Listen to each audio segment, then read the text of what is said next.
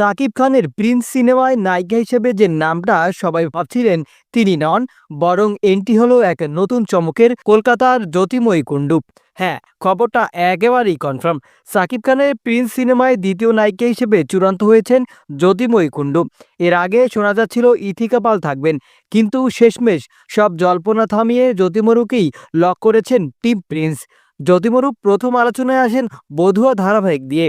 এরপর তিনি বড় পর্দায় দেব অভিনীত প্রজাপতি 2-এ, এটি ডিসেম্বরেই মুক্তি পাবে। আর ঠিক ডিসেম্বরের প্রথম সপ্তাহেই শুরু হচ্ছে সাকিব খানের প্রিন্সের শুটিং। সিনেমায় প্রথম নায়িকা হিসেবে তো আছেন তাসনিয়া ফারিনী।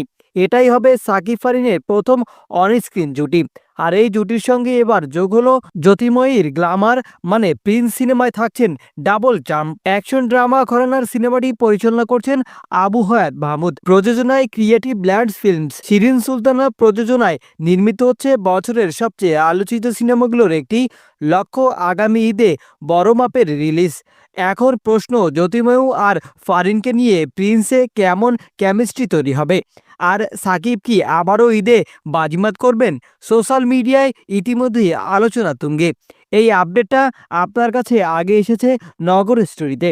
সাবস্ক্রাইব করুন আর কমেন্টে লিখুন সাকিব খানের নতুন দুই নায়িকা কেমন লাগছে আপনার কাছে।